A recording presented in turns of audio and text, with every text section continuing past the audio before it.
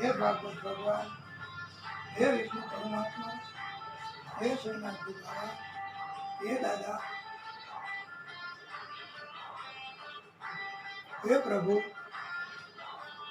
ओम नमो भगवते वासुदेवाय, वासुदेवाय हरि वासुदेवाय।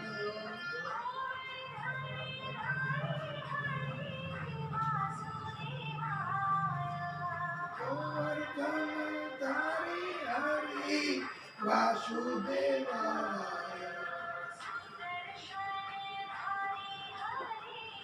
वासुदेवाय।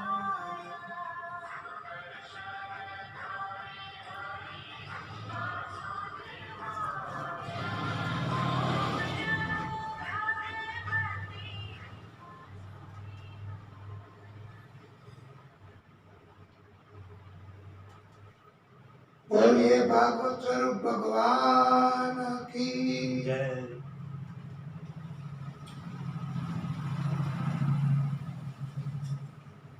આપણે ભગવાનનો કાયમી સાથ માંગવાનો છે, કાયમી, અને જન્મ જન્મનો સાથ જોઈએ।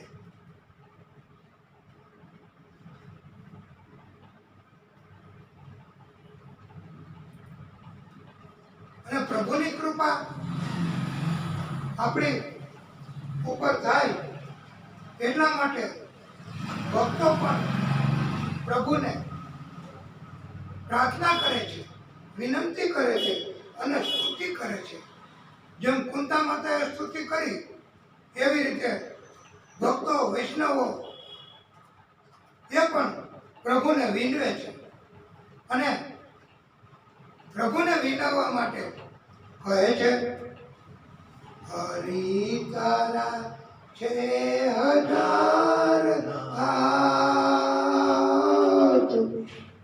એક હાથ મસ્તક પર મૂકજો, વાલા મને જાણી અનાથ,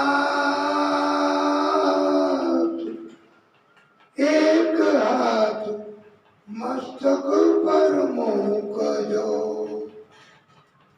હરિ તારા છે હજાર હાથ,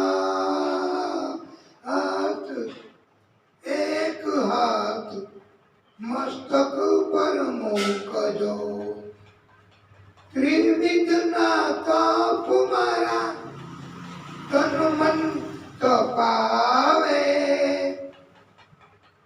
ત્રિવિધના તપ મારા તન મન તપાવે, માયા પ્રચંડ મારા માર્ગને રૂંધાવે, છોડાવે સંતોનો સાથ,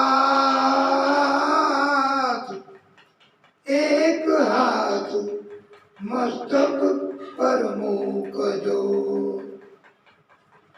આશા નિરાશાની ભરતીને ઓટમાં, આશા નિરાશાની ભરતીને ઓટમાં, જીવન વેપાર મારો ચાલે છે ખોટમાં,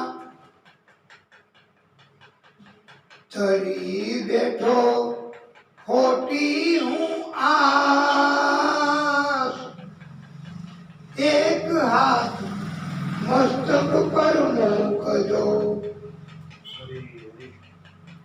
તારો કે છોડાવો છૂટું હું સંસારથી, મીઠી નજર પ્રભુ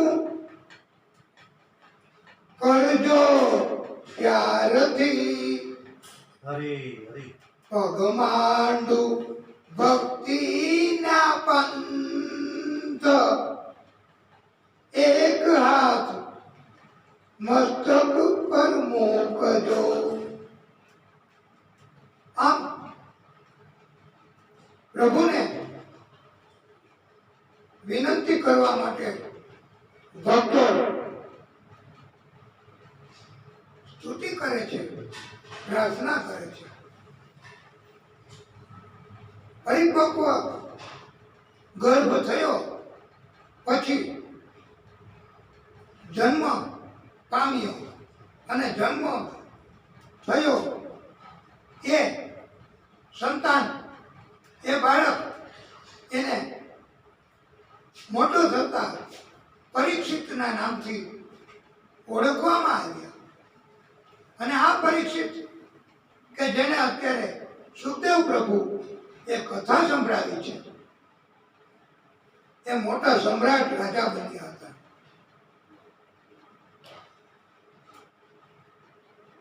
અને આવી રીતે પરીક્ષિતનો જન્મ થયો. અને જન્મ થયો ત્યારે ચારેય તરફ જન્મતાની સાથે, બાળક જન્મે એટલે એને કાંઈ ખબર પડે, પણ આ તો જન્મતાની સાથે ચારે તરફ જોવા માંડ્યા. અને એને એમ હતું કે મને ગર્ભમાં દર્શન થયા હતા, એ ક્યાં છે, એને મારે જોવા છે. એટલે ચારેય બાજુ જોતા હતા. અને ચારેય બાજુ જોવે એને પરીક્ષિત એમ કહે છે. હરે હરે. અને પરીક્ષિતજીએ જે દર્શન થયું હતું એમને ગર્ભમાં, એમનું સ્વરૂપ કેવું હતું, દર્શન થયું હતું એનું, તો ભાગવતકારોએ અને સુખદેવ પ્રભુએ અને ભાગવત મૂળ કહી એમાં પણ પરમાત્માએ એવું વર્ણન કર્યું છે ઈ સ્વરૂપનું. તો ઈ સ્વરૂપ એ માત્ર અંગુષ્ઠ, એના અગ્રભાગ જેવું, એવડું જ. અને જ્યોતિર્મયો, દિવ્ય, પ્રકાશિત, અત્યંત નિર્મળ એનો દેખાવ હતો. એનું શરીર શ્યામ, સુંદર, અને એણે વીજળી જેવું ચમકદાર પીતાંબર પહેર્યું હતું. મસ્તક ઉપર મુકુટ ધારણ કર્યો હતો. હવે આવડું સ્વરૂપ, અને એમ છતાંય એમને આટલો બધા તો શણગારો કર્યા હતો. બોલો, એનું નામ પ્રભુ, એ જ ભગવાન. અને એને કોઈ જાતનો વિકાર હતો જ નહીં. ઘણી સુંદર લાંબી લાંબી એને 4 ભુજાઓ હતી. કાનમાં એમણે કાંતિમાન એટલે ચળકતા સુંદર કુંડળો ધારણ કર્યા હતા. આંખોમાં લાલીમા હતી. આવું સ્વરૂપ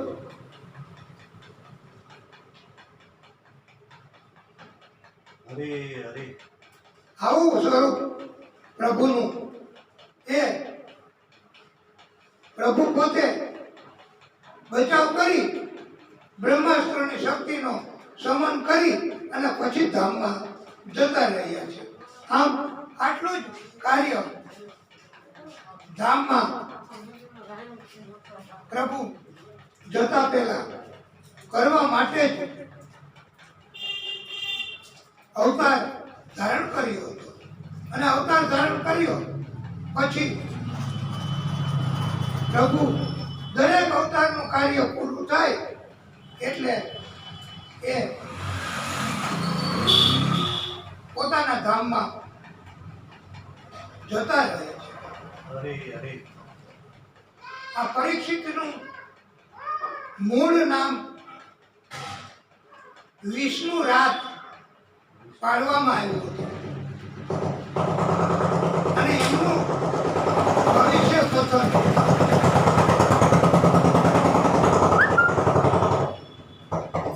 મહાપંડિતો પાસે પણ કરાવ્યું. અને એ વખતે કહેવામાં આવ્યું કે આ બાળકનું મૃત્યુ તક્ષક નાગ ના કરડવાથી થશે, પણ અંતે મોક્ષ ગતિ થશે.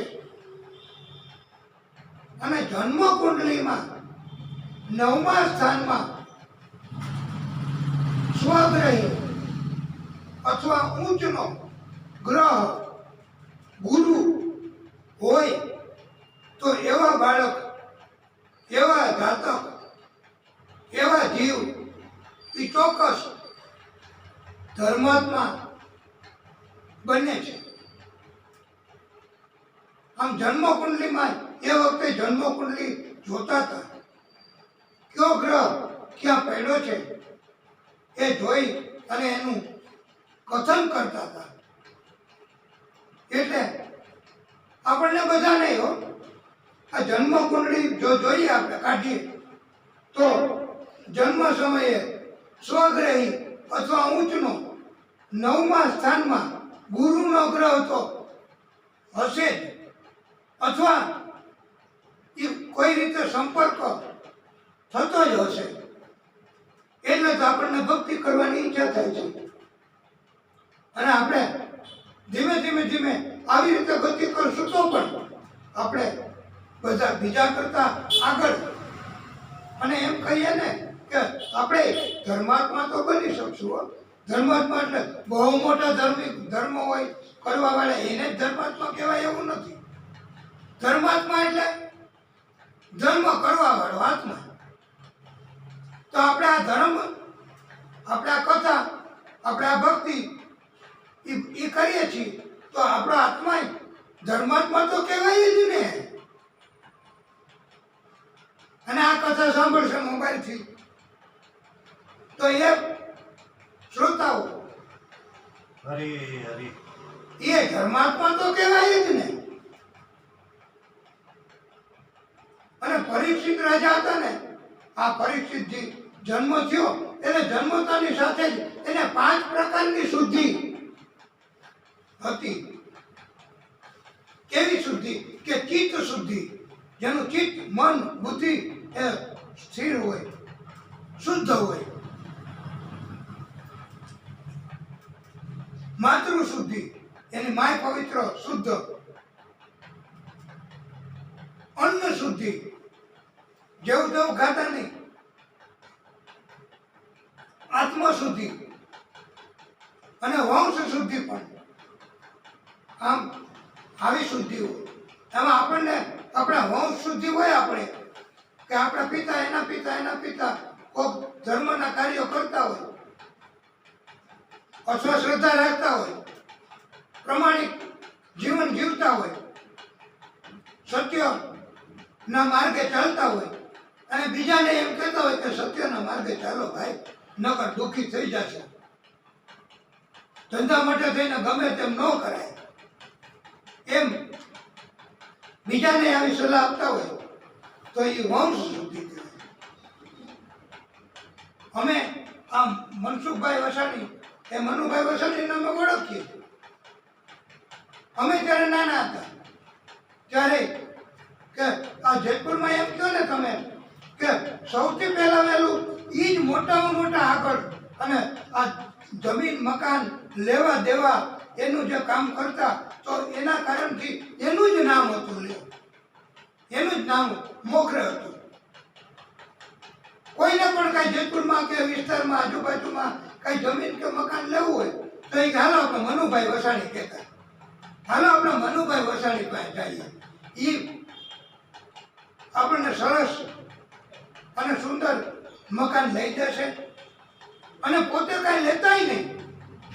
એ કે અમે મારું કામ કરીએ છીએ, અમે અમારો ધંધો કરીએ છીએ, તમને જે જાય ઈચ્છા એ તમે અમને મહેનતાણ આપો, અને એના કારણથી જ તમે બધા સુખી. એના કારણથી જ તમે એમના પુત્ર, તમારા ભાઈ બીજો એ એમના પુત્રના કારણથી એ પણ અત્યારે આગળ, એ પણ ઘરના મકાન લઈ શકે, અને તમે બધા અત્યારે આવા ધર્મના કાર્યો કરવા પ્રેરાવું છું. નહીંતર અત્યારે તો એવો સમય છે, મોટે ભાગે આવો અમને અનુભવ થાય છે. બાકી તો બીજા કોઈ વક્તાશ્રી કે બીજા કોઈ કથા કરવા વાળાને અનુભવ થતો હોય કે ન થતો હોય એ તો એમની વાત એ જાણે. પણ અમને તો અત્યારે એવો અનુભવ થાય છે ને કે અત્યારે આ લોકડાઉન, અત્યારે આ બહાર ન નીકળવું, અત્યારે સરકારના આવા નિયમ, અત્યારે આવા ધંધા રોજગાર બંધ, અત્યારે દુકાન મોટી ફેક્ટરીઓ બંધ. આવા સમયમાં અમે કોકને એમ કહીને કે હાલો તમારી ઘરે આવીને કથા કરી જશે ભાગવતજીની, તો અમને બીક લાગે કે કોઈ મંડાય નહીં. એ કે આદા અમારે કથા તો કરવી છે પણ પછી કરવી છે, આ જરાક નબળું પડે પછી. હવે આને કહેવાય, આપણે વરાહ અવતારમાં કીધું હતું ને કે આને કહેવાય આ લોક. અને ભક્તશ્રીઓ એટલે તો કોઈને કહેતા નથી હોતા કે કથા તો કરાવો. હવે 1 કલાકની કથા તો કરાવો સત્યનારાયણ ભગવાનની, એવું નથી કહી શકાતું. શું કામે કે વક્તાશ્રીને એમ જ હોય કે ક્યાંક અપમાન કરી નાખશે તો. અને મોટે ભાગે બને એવું, લોકોને અત્યારે પોતાની રોજીરોટી કે પોતાની રોટી એની પણ ચિંતા હોય છે. અને પોતે આ રોગ લાગુ પડી જશે તો શું કરશું, તાત્કાલિક પૈસાની જરૂર પડશે તો શું કરશું. તો આવા સંજોગોમાં જોકે ના પાડે કથા કરવાની તો એ વ્યાજબી છે હો, એમ અમારું માનવું છે. અને આવા સંજોગોમાં તમે આ મનુભાઈ વસાણી એમના સંતાન તરીકે આ બિરુદ ઝડપી લીધું અને તમને એવો વિચાર આવ્યો, એવી પ્રેરણા થઈ, તો ત્યારે અમને આ કહેવાનું મન થાય છે કે અમે તો મોટી ઉંમર, અમે તો આ બધું ભોગવી લીધું, હવે તો અમારે ભક્તિ જ કરવાની, જ્યાં બોલાવે ત્યાં ભક્તિ કરવા જવું.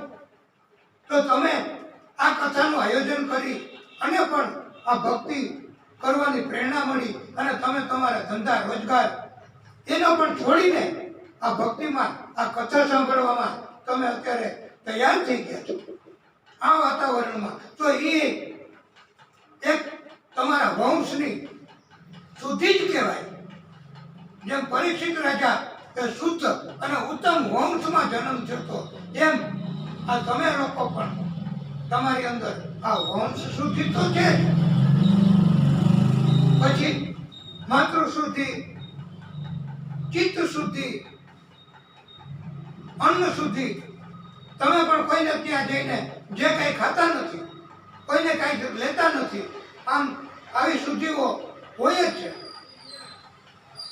આ પરીક્ષિત રાજા જ્યારે બન્યા અને પોતાના રાજ્યમાં પોતે જ જાતા હતા અને દેખભાળ પોતે જ કરતા હતા. એમાં એક વખત પોતે ભ્રમણ કરતા કરતા કરતા ગામની બહાર સીમાડા સુધી પહોંચી ગયા. એક શ્વેત રંગ એનો બળદ ઊભો હતો.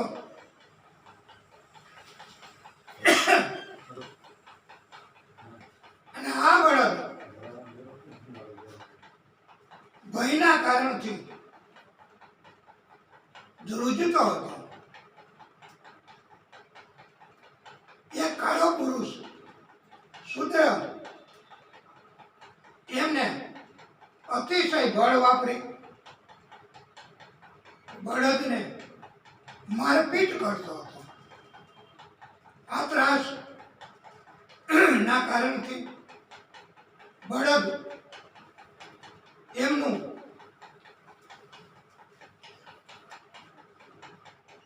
મૂત્ર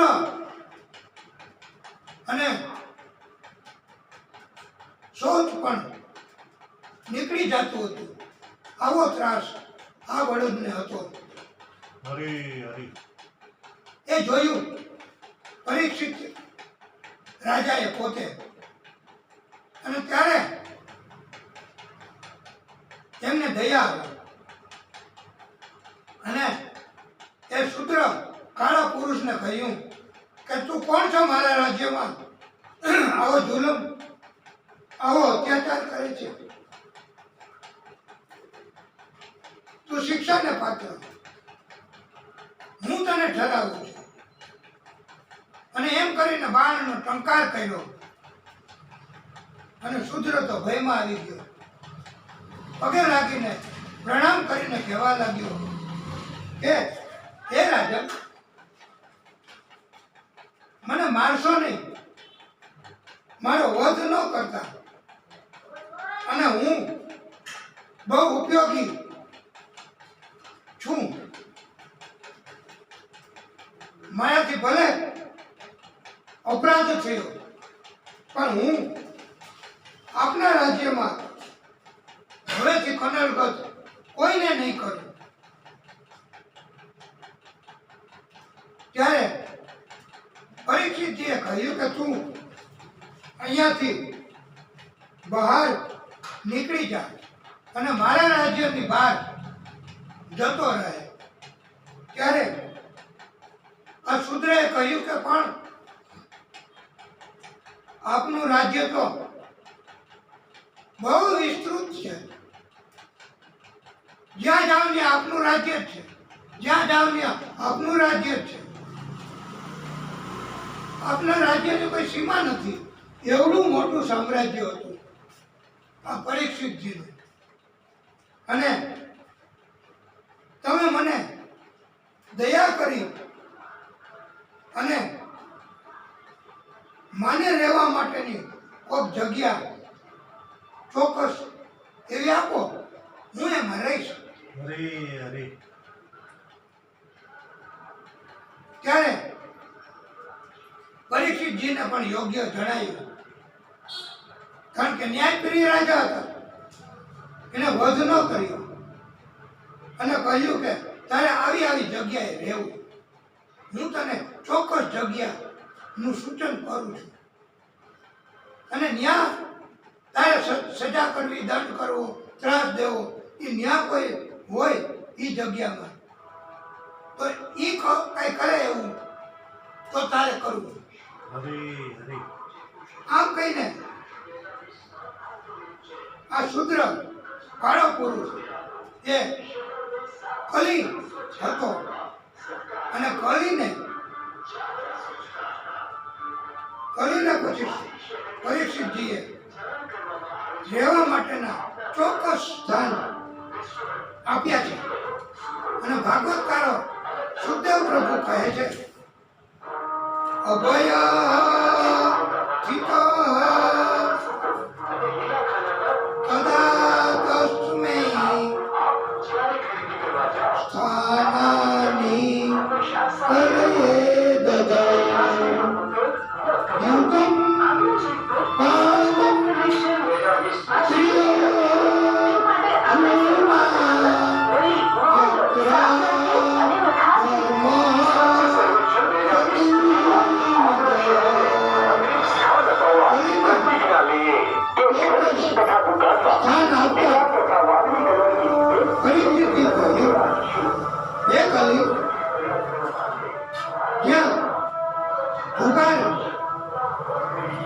પ્રવૃત્તિ હોય,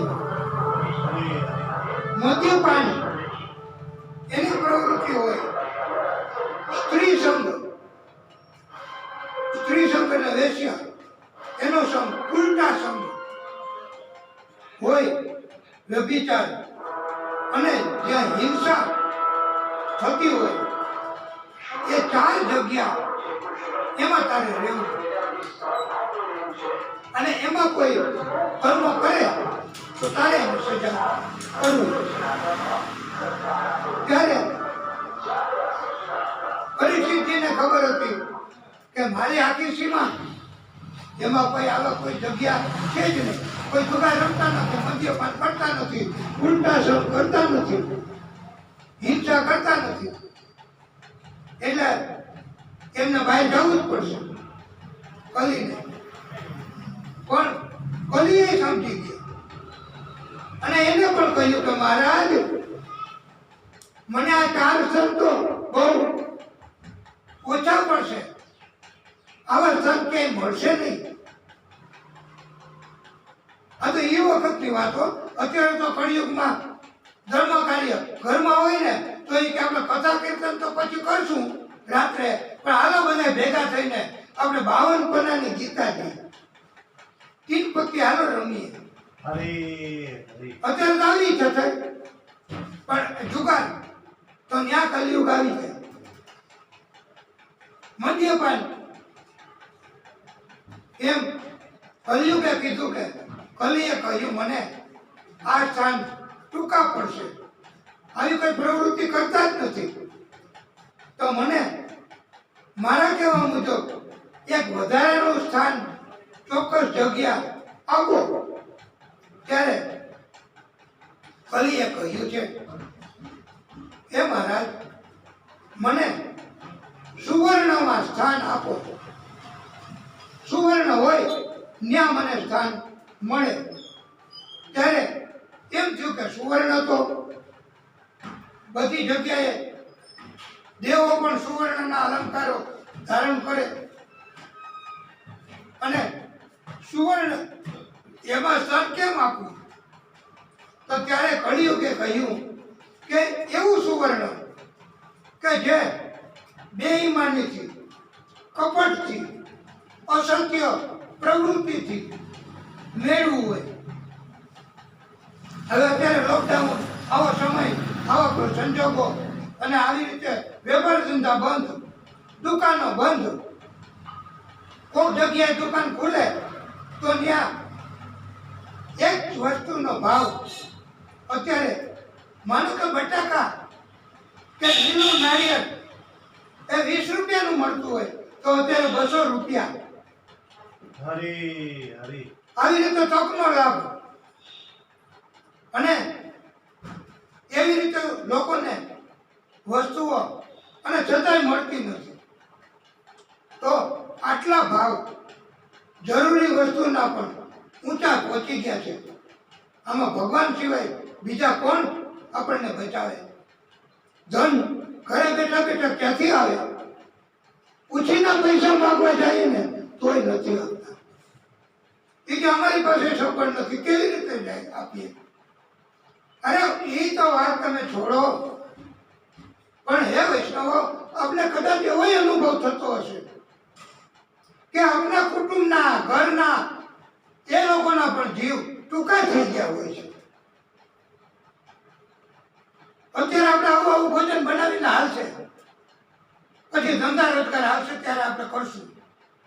એમ લોકો અત્યારે હાવ જીવન ટકાવવા પૂરતું જ ભોજન બનાવે છે અને લે છે.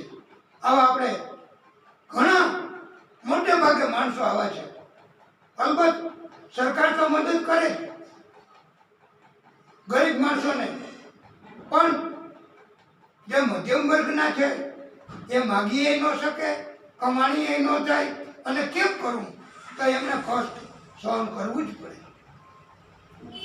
પણ જે લોકો આવી રીતે બેફામ કાળા બજાર કરે, બેફામ બેઈમાની કરે, બેફામ એટલે મર્યાદા વગર, જેની કોઈ મર્યાદા નહીં,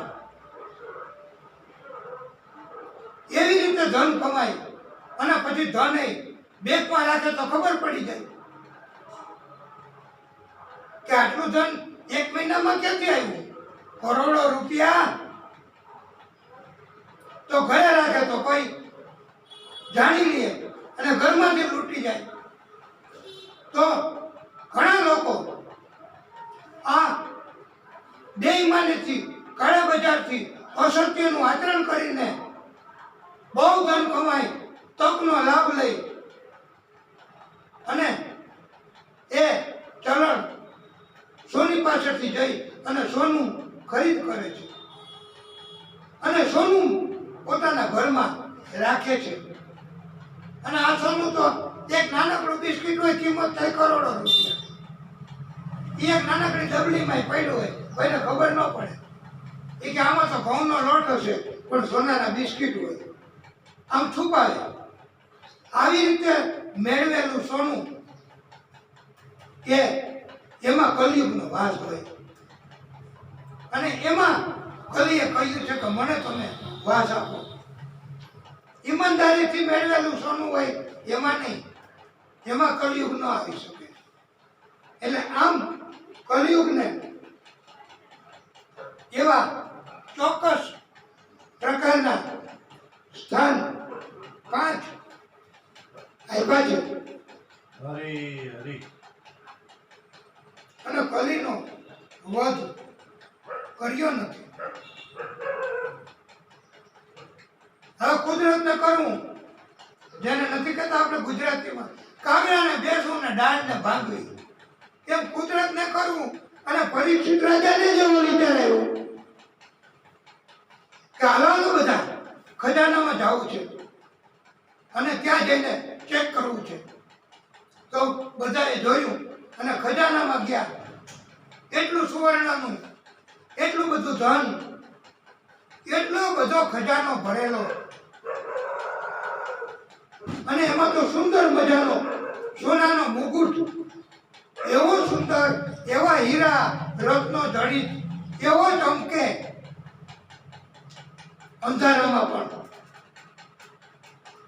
તો એને એમ થયું કે આ મુકુટ વંશ પરંપરાગત રીતે હશે, તો આ મુકુટ તો કે મારે જોયું. આજે રાજ્ય સિંહાસન ઉપર મારે આ મુકુટ ધારણ કરીને બેસવું છે.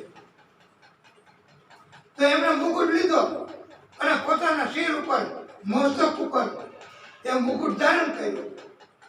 પછી રાજ્યના સિંહાસન ઉપર બેસવાને બદલે એ મુકુટ આવ્યો, આવો કિંમતી, આવો અમૂલ્ય.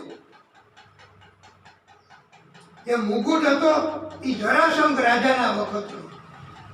એમના પૂર્વજ જરાસંઘ, એમણે અત્યાચાર કરી રાજાઓના લૂંટી અને સોનામાં આવી રીતે હીરા રત્નો જડી અને આવો મુકુટ પણ બનાવ્યો છે. એ આ મુકુટ પરીક્ષિતજીએ જ લીધો, મસ્તક ઉપર ધારણ કર્યું. મસ્તક ઉપર ધારણ કરવાથી બુદ્ધિ બગડે. પરીક્ષિતજીની બુદ્ધિ બગડી. 5 પ્રકારની શુદ્ધિ હતી છતાં એની બુદ્ધિ બગડી. અને રાજ્યનું કામ નથી કરવું આજે, અને શિકાર કરવા જવાનો વિચાર આવ્યો કે ચાલો રથ તૈયાર કરો. અને કારણ કે મુકુટ બેઈમાનીથી મેળવેલો, મસ્તક ઉપર ધારણ કર્યો, બુદ્ધિ તો બગડે જ. એટલે મસ્તક ઉપર આ ભાગવતજીની પોથી ધારણ કરવાનું એટલા માટે જ ભાગવતકારોએ કહ્યું છે કે ભાગવતજીની પોથી એમાં ભગવાન પધારે છે, એમાં ભગવાન બિરાજમાન છે. અને એ પોથી માત્ર યજમાન હોય ને કથાના આયોજક, એમને જ આ મસ્તક ઉપર પોથી ધારણ કરવાનો અધિકાર આપ્યો છે. રાધે રાધે. અને એટલા માટે કે આ પોથી એમાં ભગવાન પોતે હોય છે. અને એ મસ્તક ઉપર આવે ને તો બુદ્ધિ બગડી હોય તો સુધરી જાય. બેંક લૂંટવાનું કાવતરું કર્યું હોય ને છતાંય જ્ઞાન ન જાય, કારણ કે ભાગવતજીની પોથી મસ્તક ઉપર. અને એટલે તો અમુક પંડિતોએ તો એવું કહ્યું છે કે ભાગવતજીની મસ્તક ઉપર લેવી, પણ બીજું આવરણ ન રાખવું વચ્ચે, કપડાનું નહીં કે બીજું કોઈ નહીં કે લાકડાનું નહીં, સીધો સંપર્ક મસ્તક ઉપર થાય એવી રીતે પોથી મૂકવાની. એટલે બુદ્ધિ પછી ભગવાન સુધારે છે. પણ આ પરીક્ષિતજીએ તો બેઈમાનીનું સોનું, એને વિચાર આવ્યો, બુદ્ધિ બગડી. એટલે પછી બીજો અસર થયો કલિયુગની. મસ્તકમાં કલીએ પ્રવેશ કર્યો, બુદ્ધિ બગડી.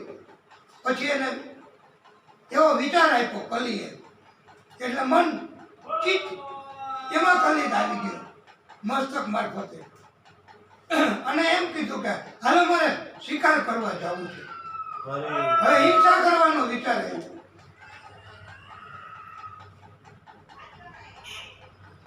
કલિયુગનું જોર વધવા માંડ્યું. મૃગ્યા કરવા, હિંસા કરવા નીકળી પડ્યા પોતે અને અભિમાન આવ્યું કે હું તો મોટો રાજા, મારે કોઈની મદદની જરૂર નથી, એકલા જ રથ લઈ ઘોડા ઉપર સવાર થઈ અને પણ પૂર્વજન્મના એવા અમુક પુણ્ય કે જેના કારણથી પ્રભુએ તો એમનો બચાવ કરવાનું કર્યું જ છે, એ હિંસા કરવામાં સફળ થયા નથી, શિકાર મળ્યો નહીં. ભટકતા ભટકતા ભટકતા ભૂખ અને તરસથી પીડાતા પીડાતા એ તો થાક્યા, સહન નહોતું થતું. પ્યાસ, તૃષા, ભૂખ એના કારણથી એ તો જોતા જોતા જોતા જોતા આખરે એક ઝૂંપડા જેવું દેખાયું. હરે હરે એમાં પહોંચ્યા. એમને થયું કે કાંઈક હશે. આ ઝૂંપડી એ અંદર બહાર ખુલ્લામાં શ્રમિક ઋષિ સમાધિમાં હતા. પરીક્ષિતજીએ પણ ત્યાં પ્રવેશ કર્યો અને એમને કલીનો પ્રવેશ હતો એટલે વિચાર આવ્યો કે આ ઋષિ પાખંડ કરે છે, નાટક કરે છે, સમાધિમાં નથી, તપ કરવાનો અભિનય કરે છે અને એટલે એમને મારે ભાન કરાવવું છે, એમને મારે શિક્ષા કરવી છે. આથી પરીક્ષિતજીએ આ ઋષિને શિક્ષા કરવાનું વિચાર્યું. હરે હરે આજુબાજુમાં નજર કરી તો ત્યાં એક મરેલો સર્પ દેખાડો અને તલવારની અણીથી એ મરેલો સર્પ ઉચકી અને પરીક્ષિત રાજાએ આ શ્રમિક ઋષિના ગળામાં ફેંક્યો. પણ ઋષિ તો સાચે જ સમાધિમાં હતા.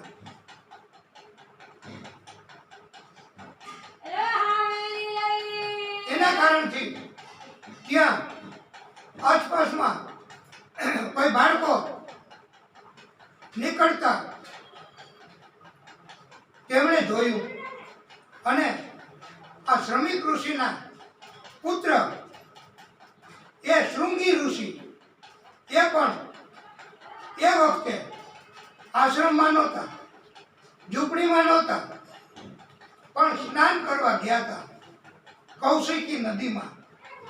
અને ત્યાં સ્નાન કરતા હતા એ દરમિયાન એમને કોઈએ સમાચાર આપ્યા કે આપના પિતા સમાધિમાં છે, એને એના ગળામાં મરેલો સર્પ નાખી અને એનું અપમાન કર્યું છે અને એ રાજા જેવા દેખાતા હતા. હરે હરે આમ શૃંગી ઋષિને થયું કે રાજાઓ એને તો આવું કરાય જ નહીં, આ તો એક અપરાધ છે અને ઋષિનો અપમાન. આથી શૃંગી ઋષિ એમના પુત્ર હતા શ્રમિક ઋષિના, એમનાથી સહન થયું નહીં અને એમણે તુરત જ કૌશિકી નદી એનું જળ હાથમાં ધારણ કર્યું અને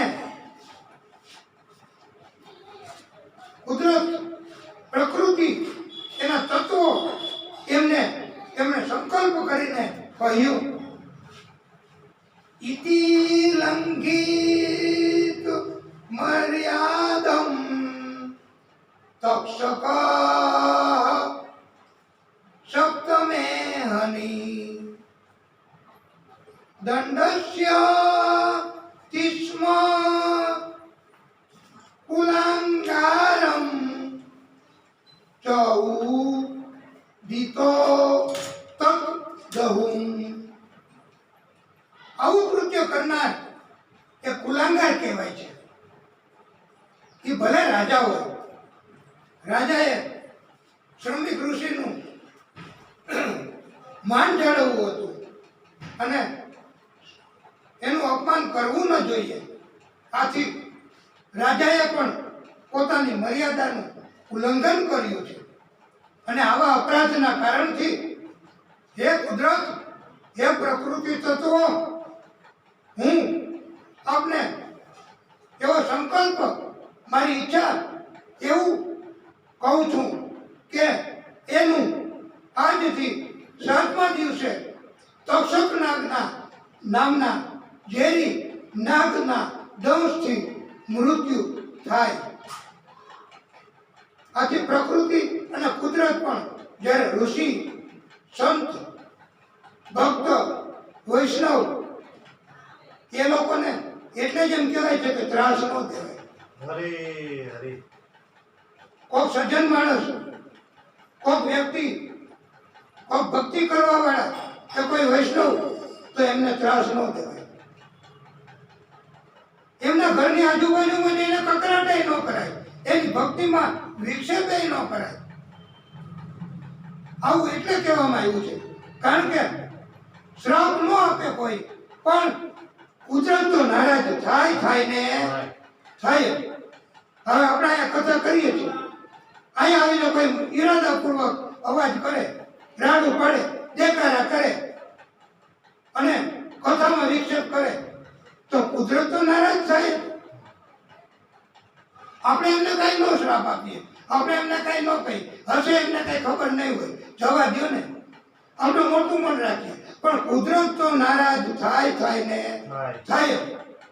હરે હરે એટલે કુદરત નારાજ થાય એટલે શ્રાપ ન હોય છતાંય કષ્ટ તો આવે ને આવે છે. આમ શૃંગી ઋષિએ આવી ઈચ્છા વ્યક્ત કરી, હવે સંકલ્પ વ્યક્ત કર્યો કુદરત પાસે, એટલે કુદરતે આવું કરવું પડ્યું છે. અને સંતો, ભક્તો, વૈષ્ણવો નારાજ થાય અને એમ થાય કે આવો ત્રાસ, આવો જુલમ, આ લોકો આવું બધું કરે છે, આને કોણ સમજાવે, આને અમે તો પહોંચી નહીં શકીએ. આવું જ્યારે થાય ત્યારે એને કષ્ટ આવે ને આવે. હરે હરે એમ ભાગવતકારોએ આ ભાગવતજીની કથામાં એના માધ્યમથી આવું કહ્યું છે. અને પછી તો આ ઋષિ પોતે, શૃંગી ઋષિ આશ્રમમાં આવ્યા, પિતાને સમાધિમાંથી જાગ્યા અને કહ્યું કે આપના ગળામાં મરેલો સર્પ એ પધરાવ્યો છે, એ રાજા હતા અને મેં એ રાજાને આવો શ્રાપ આપ્યો છે. ત્યારે શ્રમિક ઋષિએ સમજાવ્યું છે કે બેટા, આપણે શ્રાપ રાજાને ન અપાય. રાજા તો ભગવાન સ્વરૂપ કહેવાય. હરે હરે રાજા છે, એમણે રાજ્ય કરવાનું, એમણે ન્યાય કરવાનો, એમણે રક્ષણ કરવાનું છે.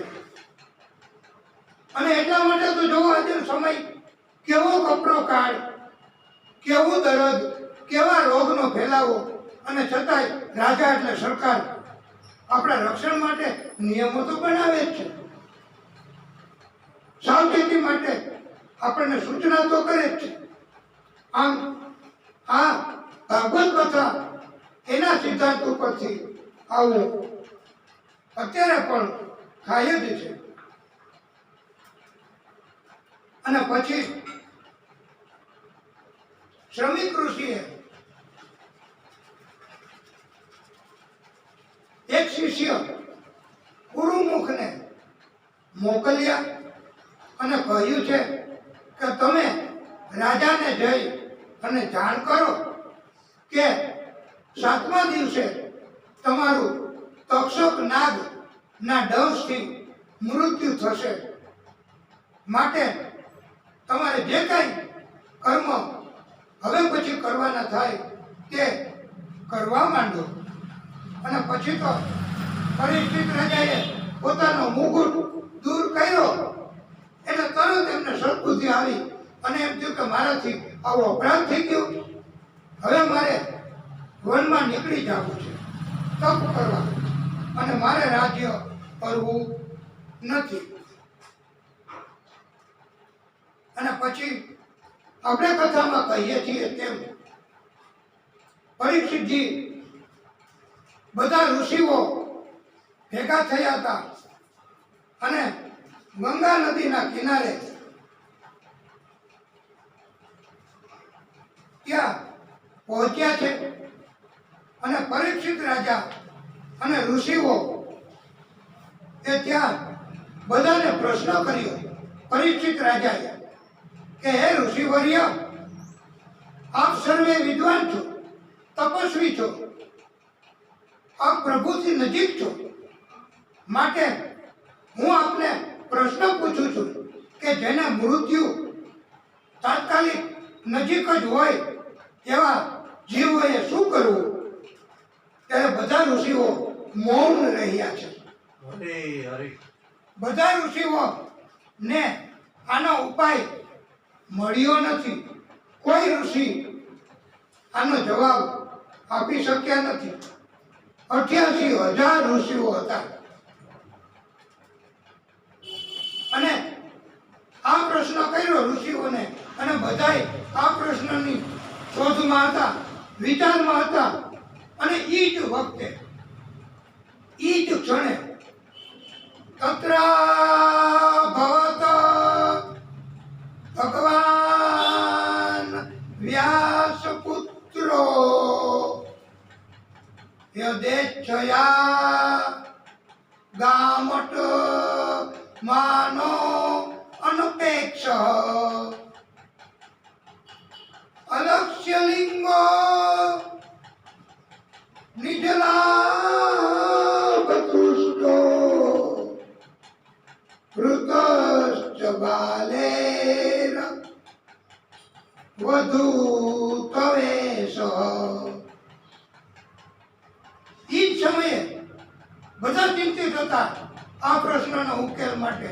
ત્યાં જ પૃથ્વી ઉપર પોતાની ઈચ્છા મુજબ ફરતા ફરતા ફરતા કાંઈ આશા રાખ્યા વગર વ્યાસ ભગવાનના શિષ્ય, વ્યાસ ભગવાનના પુત્ર સુખદેવ પ્રભુ, સુખદેવ ભગવાન ત્યાં પહોંચ્યા. અને સુખદેવજીને શરીર ઉપર પણ એવા એકેય ચિહ્ન નહોતા કે જેનાથી ખબર પડે કે આ કોણ કઈ જ્ઞાતિના. એને યજ્ઞોપવિત નહોતા. જનોએ નકર એમ ખબર પડે કે બ્રાહ્મણ. કોઈ જાતના ચિહ્ન નહીં ને, ખબર જ ન પડે કઈ જ્ઞાતિના. વસ્ત્ર ઉપર નહીં, માત્ર એક નાનકડું એવું લંગોટ જેવું. અને એમની પાછળ પાછળ ઠેકડી કરવા વાળા એ વખતે હતા જ.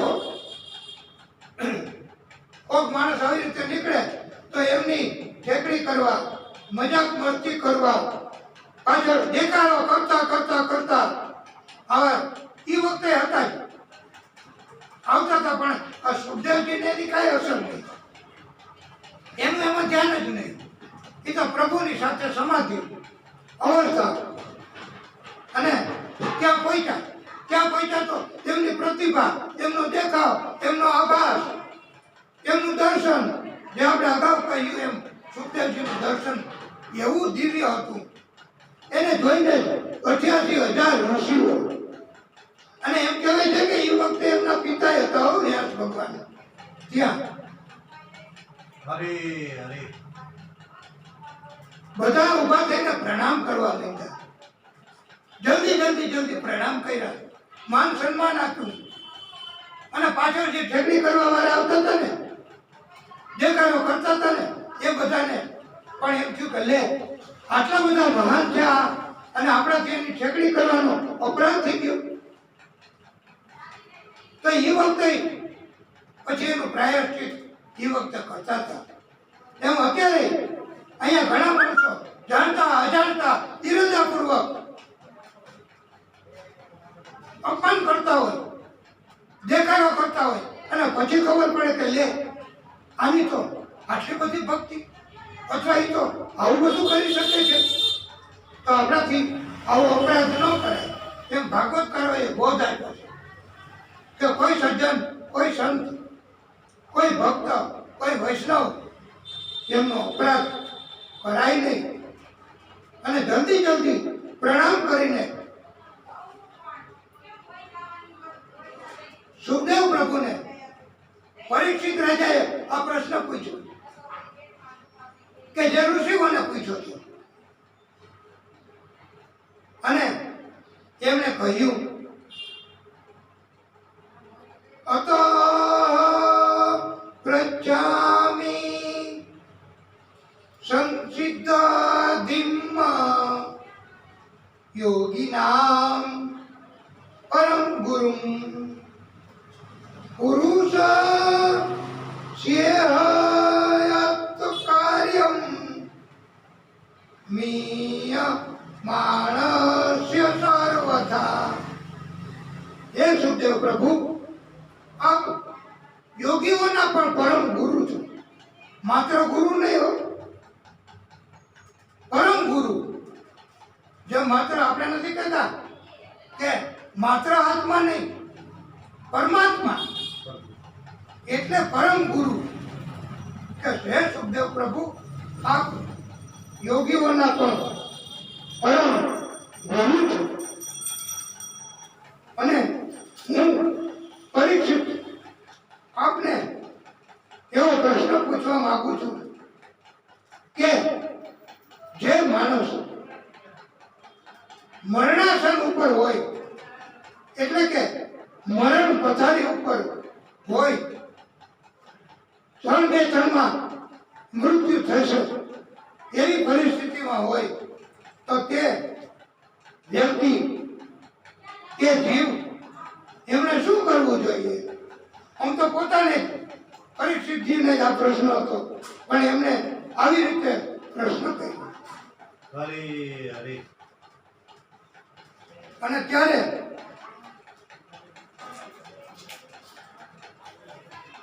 બીજો પણ પ્રશ્ન એવો કર્યો કે આપ સાથે સાથે એવું પણ સમજાવો કે બધા જીવોમાં શ્રેષ્ઠ એ મનુષ્ય છે, તો આ મનુષ્ય જીવ એમને કોનું ભજન કરવું, કોનું કીર્તન કરવું, કોની ભક્તિ કરવી, કોને સ્વીકારવું અને કોનો ત્યાગ કરવો, આવા બધા પ્રશ્નો. કારણ કે ઉત્કંઠા, જાણવાની ઈચ્છા, એટલે આવા પ્રશ્નો બધા કરે.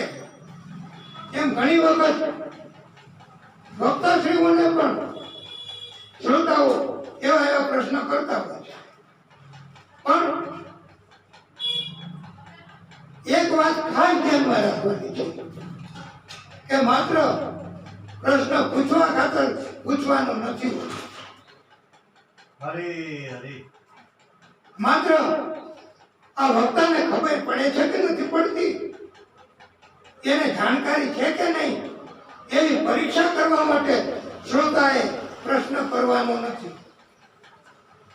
કે પ્રશ્ન કરીને વક્તાને પરેશાન થાય એવા પ્રશ્ન કરવાના નથી.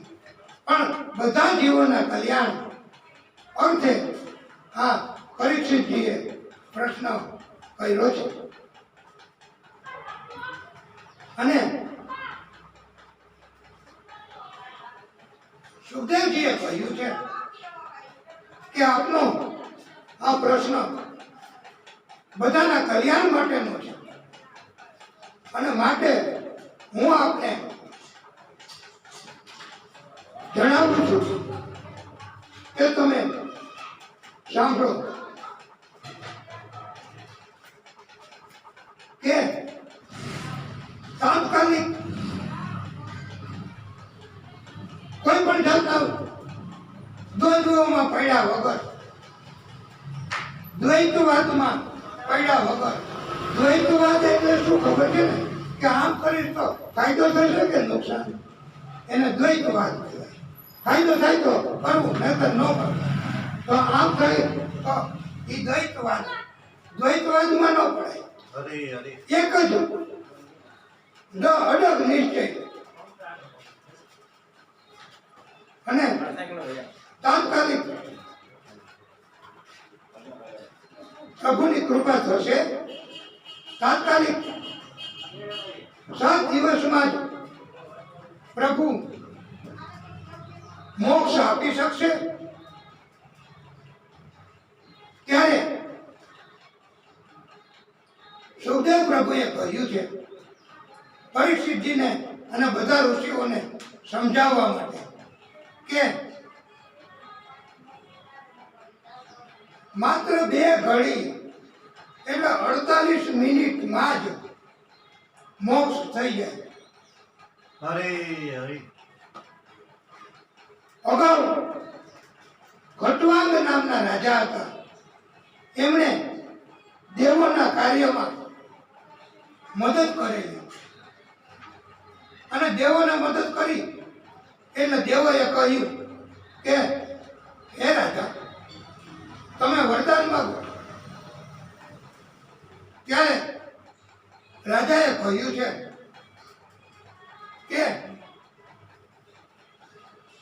મારું આયુષ્ય હવે કેટલું છે એ તો જોઈ દો, એટલે મને ખબર પડે. તો દેવોએ કહ્યું કે હવે તમારું આયુષ્ય 2 ઘડીનું જ 48 મિનિટનું જ છે. તો આ ખટવાંગ રાજાએ 2 ઘડીમાં જ પ્રભુની કૃપા, ભક્તિ, સત્સંગ અને એના કારણથી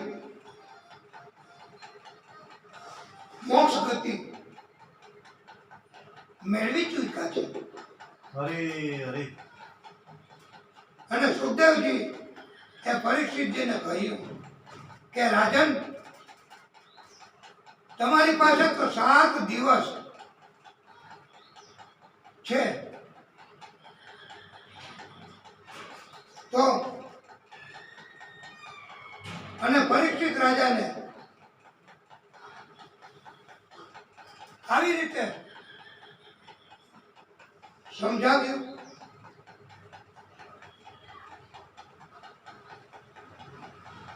પછી આગળની કથા આપણે જાણીએ છીએ અને પછીના દિવસોમાં આગળની કથા આપણે કહેવાની છે.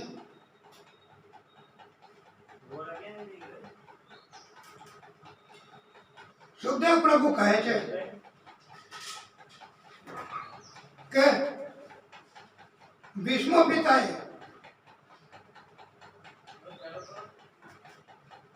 કૌરવો એના પક્ષમાં યુદ્ધ કરતા હતા, સેનાપતિ હતા.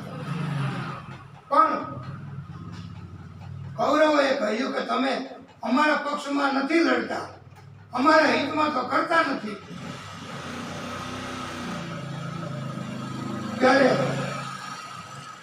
દુર્યોધનને કહ્યું છે કે તારી પત્ની ભાનુમતીને રાત્રે મારી પાસે મારા પક્ષમાં, મારા તંબુમાં મોકલજે અને હું ભાનુમતીને અખંડ સૌભાગ્યવતી એવા આશીર્વાદ આપીશ.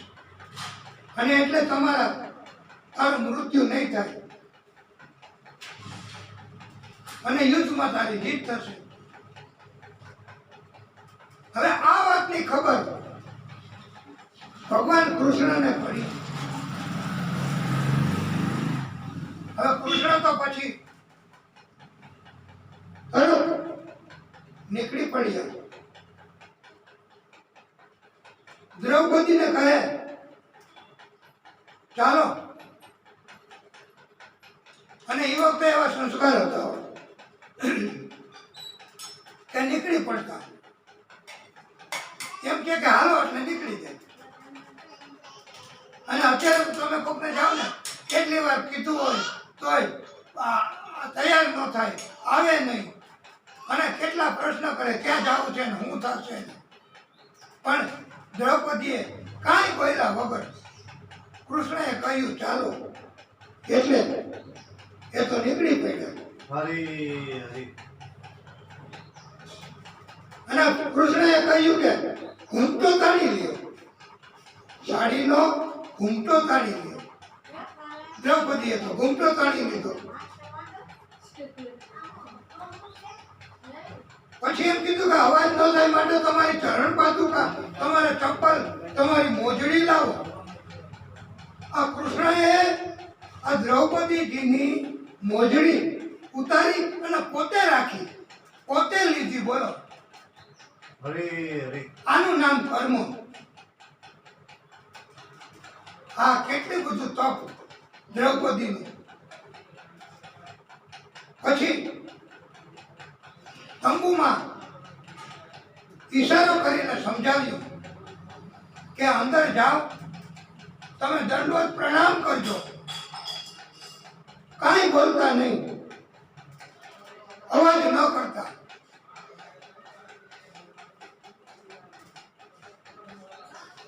પછી તમે હાલ્યા આવો.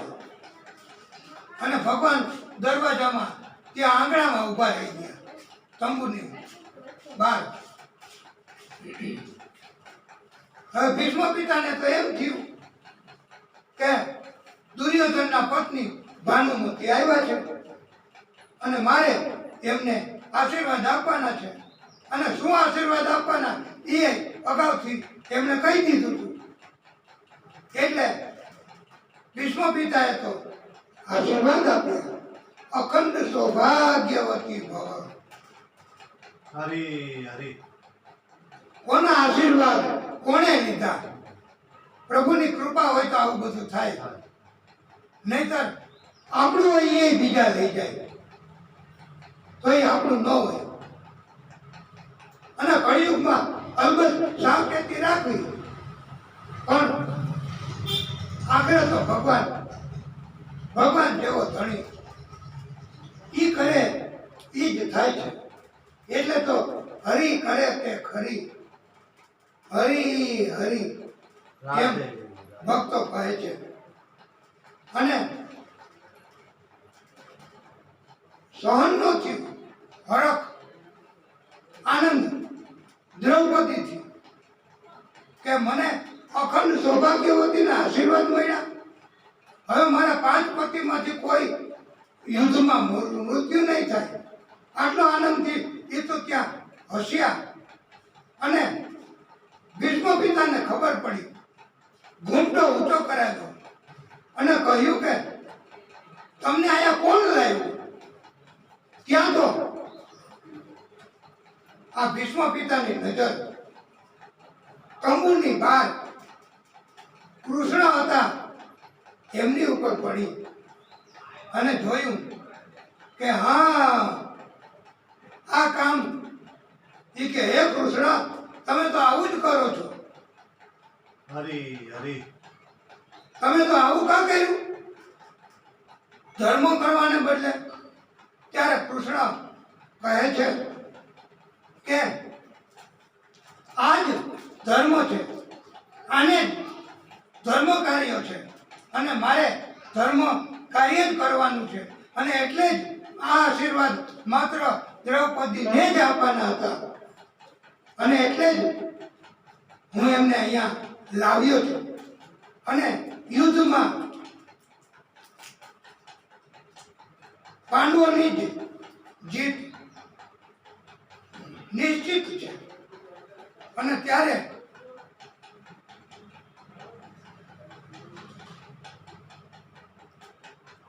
ભગવાન કૃષ્ણએ ભીષ્મ પિતાને પણ કહ્યું છે કે આપને જે કઈ વરદાન જોઈએ તે તમે માંગી લ્યો, પણ કપટ કરવા વાળા અત્યાચાર કરવાવાળા, કષ્ટ આપવાવાળા દૈત્યો એમના હાથમાં શાસન અપાય નહીં, અને એટલે આ કૌરવોને આશીર્વાદ અપાય નહીં. પાંડવોને જ શાસન આપવાનું છે, એ જ ધર્મ છે. અને ત્યારે ભીષ્મ પિતાએ પણ આ ભગવાન કૃષ્ણને કહ્યું છે કે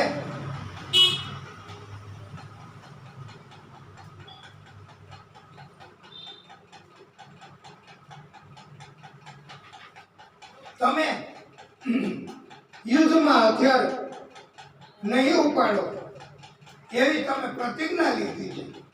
હરે હરે તો હું પણ એવી પ્રતિજ્ઞા લઉં છું. ભીષ્મ પિતા કહે છે કે હું તમને હથિયાર ધારણ કરવાની ફરજ પાડીશ, અને તમારી પ્રતિજ્ઞા તમારે તોડવી પડશે. આવી ભીષ્મ પિતાએ ચેલેન્જ ભગવાન કૃષ્ણને પણ કરી છે.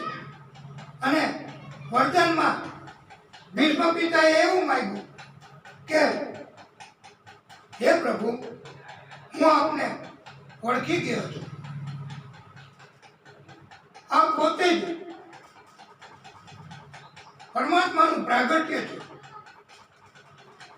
મારા અંત સમયે મારી ઉપર કૃપા કરજો અને મને દર્શન દેવા આપ પધારજો.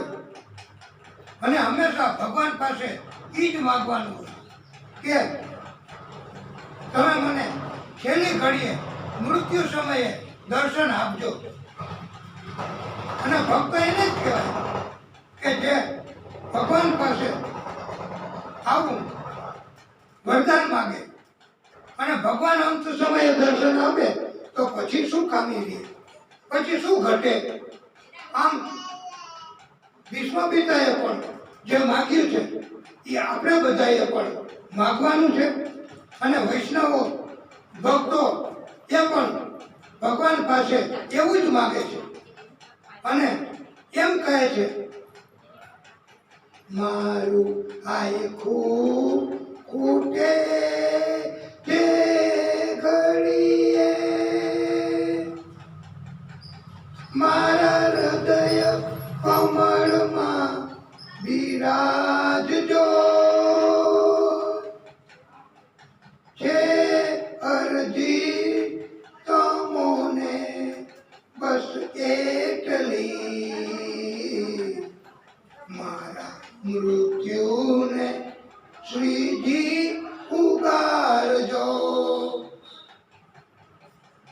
હરે હરે અને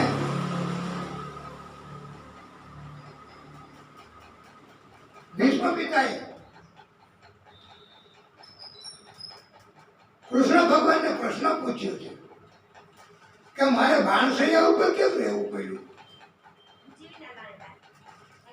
આ ક્યું મારું કરમ. ત્યારે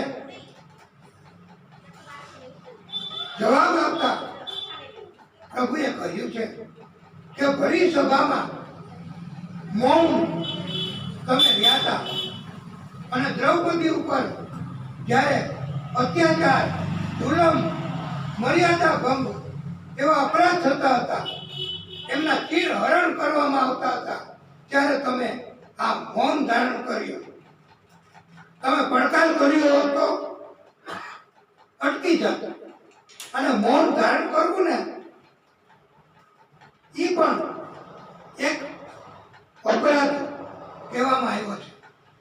જેમ અહીંયા માનો કે આપણી કથા ચાલુ છે, બહાર કોઈને ખબર ન હોય અને દેખાડો કરે,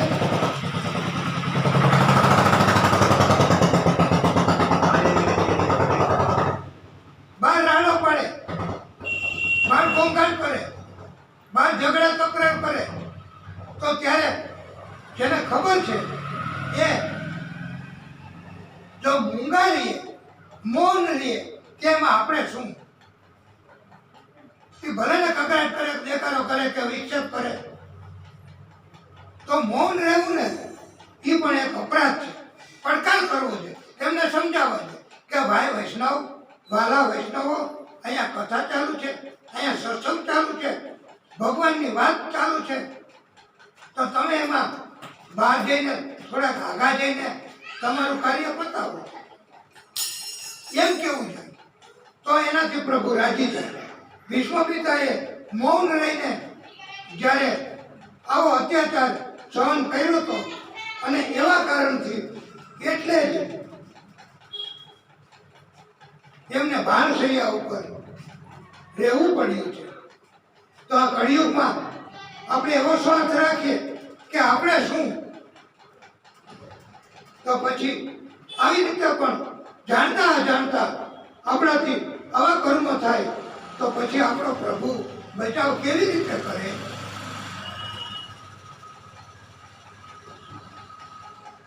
યુધિષ્ઠિરજીએ